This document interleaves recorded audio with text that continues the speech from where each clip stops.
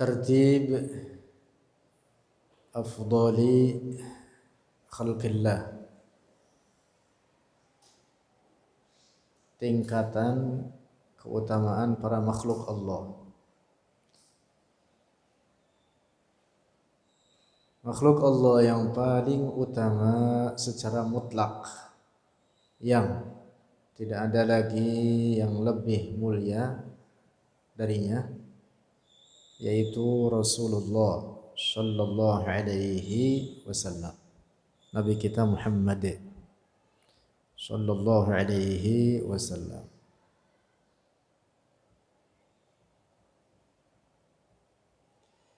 Rasulullah adalah afdalu khalqillah.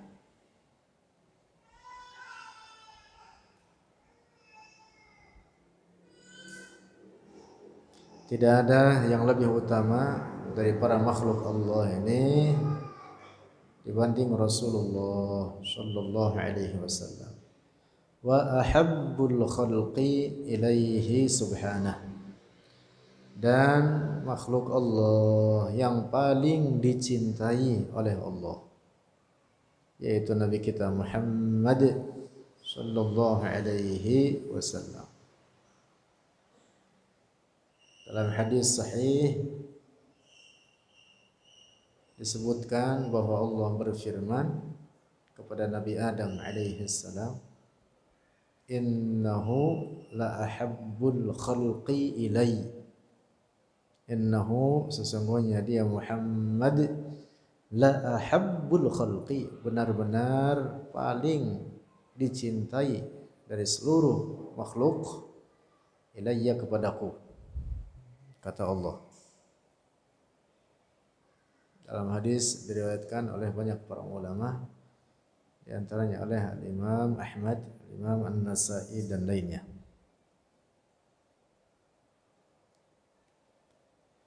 Karena itu maka para ulama kita sepakat menetapkan demikian itu, seperti yang dinyatakan oleh Syekh Ibrahim Al-Laqani dalam Jawharatut Tauhid, wa afdalul khalqi 'alal itlaqi nabiyyuna famil 'anish shiqaqi,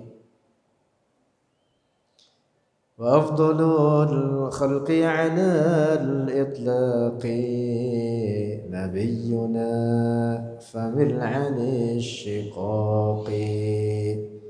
Afdalul khalqi, dan paling utama makhluk Allah, alal itlaqih secara mutlak, nabiyuna, yaitu nabi kita Muhammad sallallahu alaihi wasallam, famil anish shiqaqih, maka hindarkanlah dari perpecahan atau perbedaan pendapat.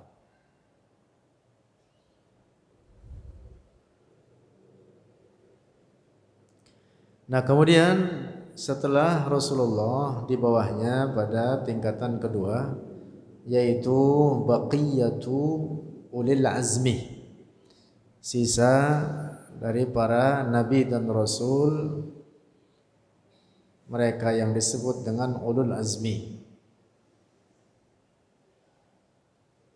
yaitu setelah Rasulullah tadi yang pertama, ulul azmi itu yang pertama tingkatannya adalah Muhammad, Ibrahim, Musa, Isa, Nuh. Para nabi yang 5 ini disebut dengan apa? Ulul azmi. Satu derajat atau predikat atau pangkat yang tinggi yang tidak diberikan kepada nabi-nabi yang lain, dengan tingkatan posisi sesuai itu tadi, dimulakan dengan Nabi Muhammad sallallahu alaihi wasallam, kemudian Ibrahim, kemudian Musa, kemudian Isa, lalu Nuh. Nah, setelah Rasulullah yang merupakan afdalu khalqillah pada tingkatan kedua, sisa yang 4-nya, Ibrahim, Musa, Isa, dan Nuh alaihimus salatu wassalam. Lalu tingkatan berikutnya setelah ulul azmi yaitu baqiyatur rusul, sisa para rasul. Sisa para rasul.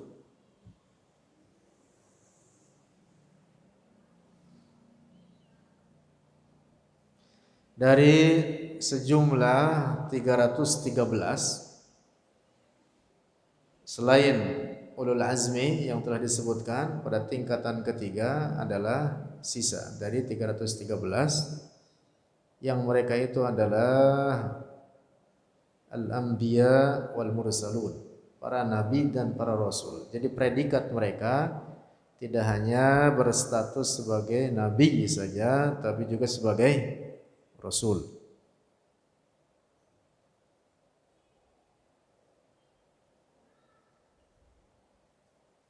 Berapa jumlahnya?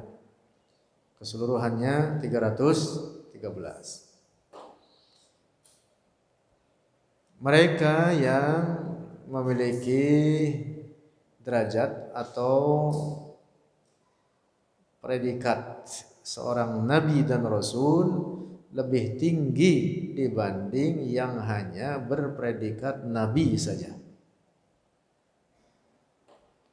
Nah, maka pada tingkatan selanjutnya ke bawah setelah para rasul adalah al-anbiya ghairur rusul, para nabi yang bukan rasul.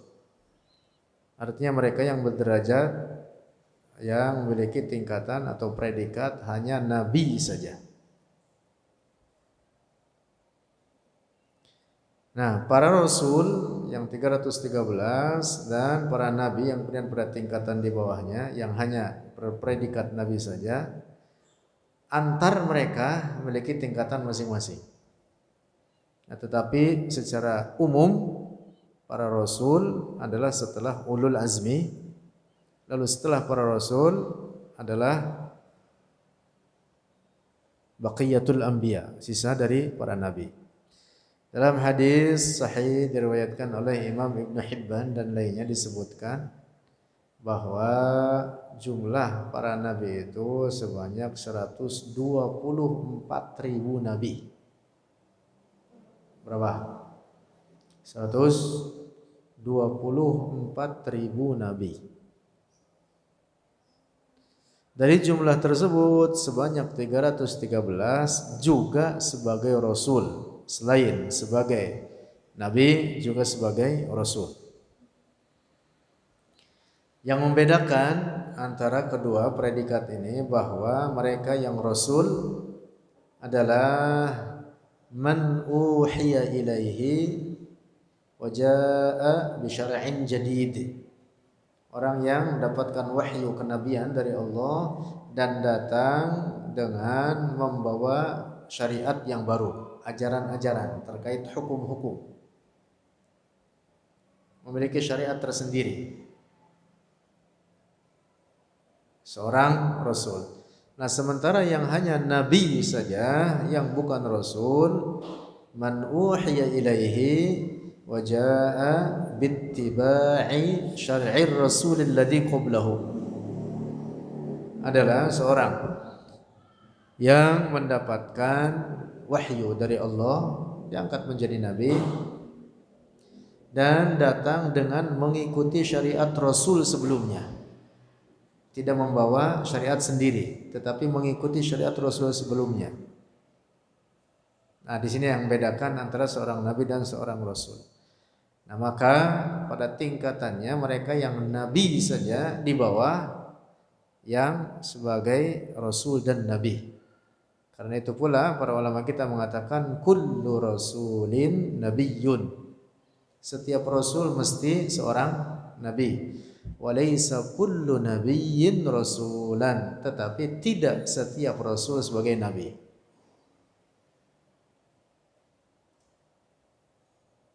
Nah, lanjut. Tingkatan berikutnya setelah para nabi adalah ru'asaul malaikah, Ru'asaul malaikah itu adalah para pemimpin malaikat seperti Jibril alaihi salam, Mikail, Asrafil, Azrail, bacanya pakai A, bi fathil ain, Azrail. Itu diantara ru'asaul malaikah, para malaikat hamalatul arsh, yaitu para malaikat yang menyangga arsh atau yang memikul arsh. Arsh letaknya di atas langit ketujuh, memiliki 4 tiang. Setiap tiangnya diangkat atau dipikul oleh malaikat. Malaikat pemikul ini disebut dengan malaikat hamalatul arsh. Sekarang ada 4 malaikat yang memikul arsh, dan nanti di hari kiamat dipikul oleh 8 malaikat. Demikian disebutkan dalam Al-Quran, firman Allah, wa yahmilu arsha rabbika fawqahum yawma idzin thamaniyah. Yawma idzin tu'raduna la takhfa minkum khafiyah. Wa yahmilu arsha rabbika, dan akan membawa, menanggung atau memundak akan arsh di hari kiamat nanti samaniyah, oleh 8 malaikat. Catatan pentingnya, tidak boleh diyakini bahwa arsh adalah tempat bagi Allah. Allah ada tanpa tempat dan tanpa arah, tidak bersemayam atau bertempat di atas arsh. Allah tidak membutuhkan kepada ciptaannya sendiri, ada tanpa tempat dan tanpa arah. Lanjut. Kemudian berikutnya ke bawah, setelah tingkatan ru'asaul malaikah adalah auliyaul bashar. Auliyaul bashar itu artinya para wali dari kalangan manusia. Tentu sangat banyak. Nah, kalau secara perorangan antar mereka bertingkat para wali tersebut. Kalau dilihat atau dihitung secara perorangan, satu atas lainnya memiliki tingkatan masing-masing. Namun secara keseluruhan, tingkatan auliyaul bashar ini setelah tingkatan ru'asaul malaikah. Auliyaul bashar, para wali dari kalangan manusia ini dari umat Rasulullah. Umat Rasulullah ini, umat Nabi kita Muhammad sallallahu alaihi wasallam, tingkatan yang paling tinggi adalah sahabat Abu Bakar Siddiq. Abu Bakar As-Siddiq radhiyallahu anhu. Nama aslinya Abdullah bin Abi Quhafah. Nama Abu Bakar Siddiq. Tingkatan berikutnya daripada auliyaul bashar min hadhil ummah, dari umat Rasulullah ini, adalah Umar ibn al-Khattab, kemudian Utsman ibn Affan, lalu kemudian Ali bin Abi Thalib. Tingkatannya seperti itu. Tingkatannya seperti itu. Sesuai tertib al-khulafa ar-rasyidin. Tingkatan al-khulafa ar-rasyidin. Jadi mutlak wali Allah yang paling tinggi derajatnya dari seluruh umat Rasulullah ini adalah Abu Bakar Siddiq. Gitu ya. Paham ini? Syekh Abdul Qadir Al-Jilani wali Allah, di antara pimpinan para wali di zamannya. Tapi tentu derajatnya di bawah Abu Bakar Siddiq, di bawah Umar, di bawah Utsman, di bawah Ali. Demikian pula para wali Allah yang lain yang masyhur, sangat populer seperti misalkan Al-Imam As-Sayyid Ahmad Ar-Rifa'i, Al-Imam Ma'ruf Al-Qarhi, Al-Imam As-Sirri As-Saquti, Al-Imam Al-Junaid Al-Baghdadi, Al-Imam Ibrahim Ibn Adham dan lain sebagainya. Banyak para wali Allah. Nah, tentu mereka di bawah para sahabat terkemuka itu tadi, Abu Bakar, Umar, Utsman, Ali. Kemudian tingkatannya sisa 6 dari yang 10 yang diberitakan oleh Rasulullah akan masuk surga. Setelah 4 tadi, Abu Bakar, Umar, Utsman, dan Ali, kemudian 6 sisa dari 10, seluruhnya 10 orang yang oleh Rasulullah diberitakan akan masuk surga. Mereka semua adalah para wali Allah, termasuk di antara ru'asaul awliya atau para pemimpin para wali Allah dari umat Rasulullah ini, yaitu Az-Zubair bin Al-Awwam, kemudian Talha ibn Ubaidillah, kemudian Sa'ad ibn Abi Waqqas, kemudian Sa'id bin Zaid, lalu Abdurrahman ibn Auf. Kemudian yang ke-10 siapa? Abu Ubaidah Ibnul Jarrah. Namanya Amir, tapi kunyahnya dikenal dengan Abu Ubaidah. Amir Ibnul Jarrah radhiyallahu anhum ajma'in. Nah, ini tingkatan auliyaul bashar. Nah, kemudian tingkatan berikutnya ke bawah, berapa tingkatan sudah itu? 7, berapa itu? Dari atas tadi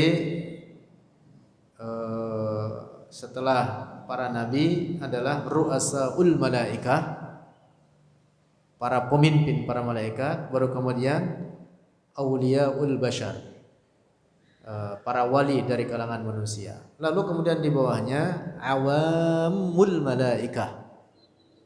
Awamul malaikat itu para malaikat pada umumnya, yang bukan para pemimpinnya. Jadi di bawah tingkatan para wali dari kalangan manusia, awamul malaikah ini, baru kemudian di bawah awamul malaikah adalah awamul mu'minin. Awamul mu'minin, orang-orang awam daripada orang-orang mukmin. Nah, jadi dari atas yang mutlak paling tinggi derajatnya adalah Rasulullah, kemudian diikutkan oleh ulul azmi, kemudian para rasul, kemudian para nabi. Nah, jelas difahami dari tingkatan ini, yang 4 tingkatan semua mereka adalah para nabi. Karena itu maka derajat para nabi Allah lebih mulia dari derajat para malaikat sekalipun.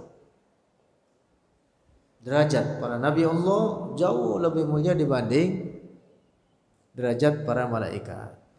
Karena itu pula maka derajat kenabian tidak dapat diusahakan.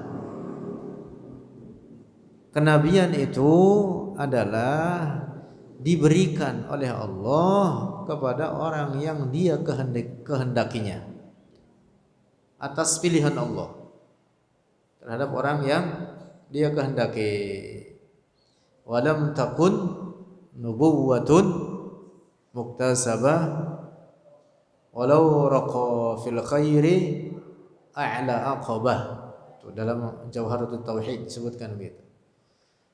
Walam takun nubuwatun muktasabah walau raqa fil khairi a'la aqabah. Dan tidaklah kenabian itu dihasilkan dengan jalan usaha. walaupun orang naik dalam amal solehnya, dia kerjakan seumur hidup, umpama amal soleh dikerjakan dan tidak pernah berbuat maksiat sedikit pun, dan dia melewati aqabah-aqabah, rintangan-rintangan yang sulit dalam ibadah sampai kepada puncaknya, tidak akan pernah sampai kepada derajat kenabian, karena kenabian itu tidak dihasilkan dengan usaha. Bal dzaka fadlullah yu'tihi liman yasha'u jallallahu wahibul minan. Bal dzaka, akan tetapi demikian itu kenabian, fadlullah adalah karunia dari Allah, yu'tihi memberikan oleh Allah akan derajat tersebut, liman yasha'u bagi orang yang dikehendaki oleh Allah, jallallahu wahibul minan. Wa dzaka fadlullahi yu'tihi liman yasha'u, jallallahu wahibul minan. Jallallahu, maha agung dia Allah, wahibul minan, yang maha memberi segala karunia, yang maha memberi segala nikmat.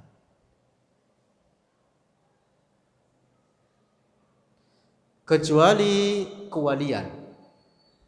Kecuali apa? Kewalian.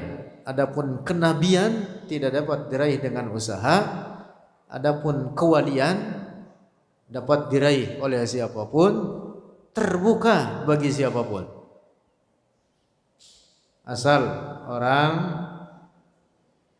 teguh memegang ajaran agama Allah ini, mengerjakan kewajiban, meninggalkan barang yang haram, memperbanyak perkara sunnah, dan istiqomah di dalamnya.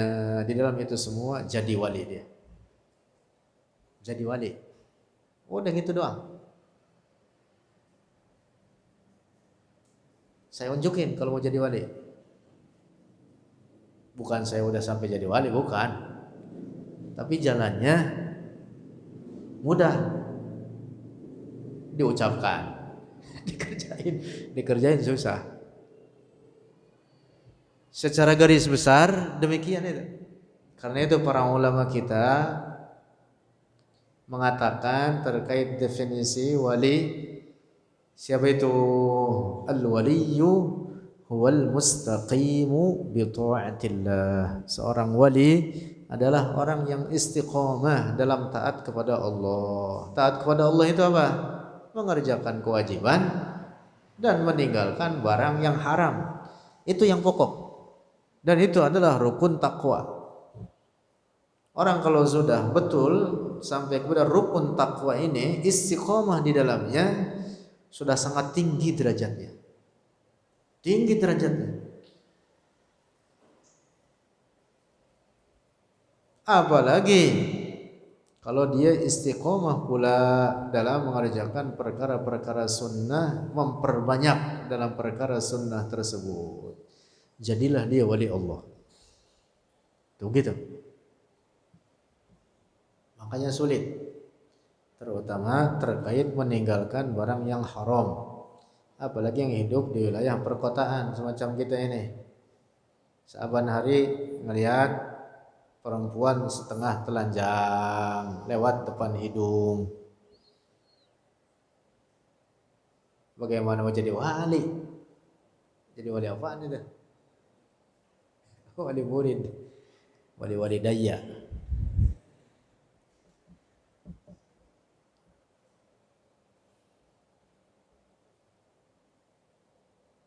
Nah, jadi sebenarnya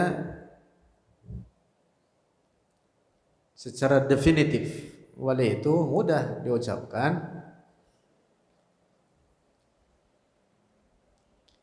yaitu orang yang istiqomah dalam ketaatan kepada Allah. Hanya dasar itu semua adalah ilmu. Dasar itu semua adalah ilmu. Jadi dia faham kewajiban yang dikerjakan, ilmunya terkait misalkan praktek sholat, syarat dan rukunnya ia faham, mubtilatus sholat dia paham, perkara-perkara yang membatalkan sholat. Demikian pula dengan ibadah-ibadah yang lain. Lalu praktek muamalah yang dia lakukan, interaksi sosial. Dia membuat akad-akad sama manusia dalam akad jual beli, pinjam minjam dan seterusnya, sewa menyewa dan seterusnya, buat akad-akad. Pada bab muamalah dia paham itu, dia mengerjakan sesuai tuntunan syariat, wali Allah. Jadi wali Allah tidak harus seperti orang yang alim seperti Al-Imam Syafi'i, Imam Abu Hanifah, Imam Malik. Enggak harus. Ya kalau harus seperti Imam Syafi'i kapan nyampainya? Imam Syafi'i aja umur 7 tahun hafal Quran, kita umur 7 tahun main gundu, main karet. Lu gimana? Jauh tingkatan kita kalau dari segi keilmuan. Nah, tetapi para wali Allah tidak mesti dalam keilmuannya sederajat dengan Al-Imam Syafi'i, walaupun tentu Imam Syafi'i adalah wali Allah dan bahkan termasuk dari pimpinan para wali Allah. Nah, tuntutan yang diwajibkan dalam syariat ini daripada ilmu yang kita pelajari adalah apa yang disebut dengan ilmu din ad-daruri, ilmu pokok-pokok agama. Ilmu pokok-pokok agama, yaitu kadar tertentu daripada ilmu ini yang merupakan fardu ain, setiap orang wajib mempelajarinya, tidak terkecuali siapapun dia, yang paling bodoh sekalipun wajib mengetahui ilmu din ad-daruri ini, ilmu pokok-pokok agama ini. Sama semua orang Islam harus faham ilmu ini, walaupun yang punya pangkat presiden sampai tukang beca, tukang nyapu di jalan misalkan, dengan berbagai tingkatannya wajib mengetahui ilmu pokok agama ini. Nah, orang yang betul faham ilmu pokok agama ini, kadar tertentu dari ilmu agama ini terkait akidah, terkait praktek ibadah yang dia lakukan untuk kesehariannya, misalkan terkait dengan toharo, cara bersuci, terkait misalkan dengan praktek wudu. Ia faham semua itu dan beramal dengannya, istiqomah di dalamnya, ditambah memperbanyak yang sunnah, pekerjaan-pekerjaan sunnah, bersih pada hatinya, ini orang jadi wali Allah. Beramal soleh dengan itu semua, murni karena Allah, jadilah dia wali Allah. Nah, catatan pentingnya bukan berarti orang yang telah mencapai derajat wali Allah kalau sudah nampak padanya perkara-perkara yang aneh. Bukan itu ukurannya. Ya kalau ukurannya orang aneh, kira-kira siapa yang duluan nyampe? Kan banyak yang aneh itu, setengah gila. Setengah gila. Apa dia nyampe duluan? Bukan itu ukurannya. Bahwa seorang wali Allah dikaruniai karamah, dikaruniai atau diberi kemuliaan oleh Allah, karamah. Karamah itu amrun khariqun lil 'adah, yazharu ala yadi al-wali.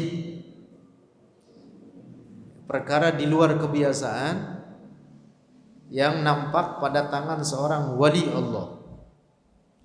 Itu bukan untuk kemudian ditampilkan di hadapan orang banyak. Karamah itu sebagai bukti bahwa Allah memuliakannya, maka disebut dengan karamah. Makna harfiah karamah itu kemuliaan, bukan lantas untuk dipertontonkan kepada orang lain, tidak. Dan karamah itu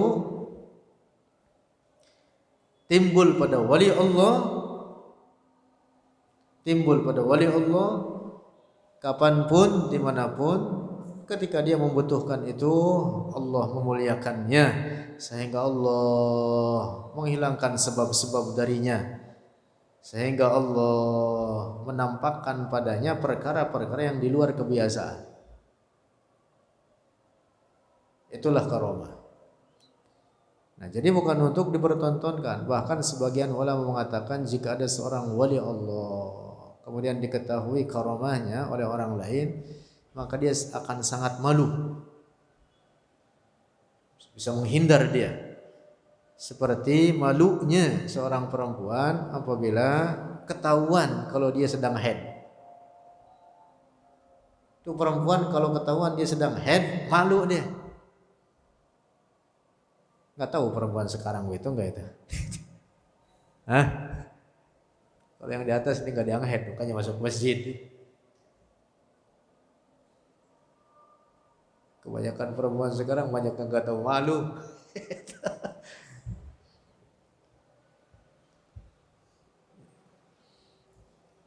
Ya tidak semuanya tentu. Nah, jadi demikian. Bahwa derajat kesalehan, derajat ketakwaan, bahkan derajat al-wilayah terbuka bagi siapapun. Kewalian itu terbuka bagi siapapun, dapat diraih oleh siapapun dengan mengerjakan syarat-syarat dan ketentuannya. Kecuali kenabian maka tidak dapat diraih oleh siapapun. An-nubuwwatu mauhibah, al-wilayatu muktasabah. Kenabian itu mauhibah, karunia dari Allah. Sementara kewalian apa? Muktasabah, dapat dengan diusahakan. Faham tauhid, faham fikih, faham ilmu agama dan beramal dengannya, jadilah dia wali Allah. Wallahu a'lam bishawab.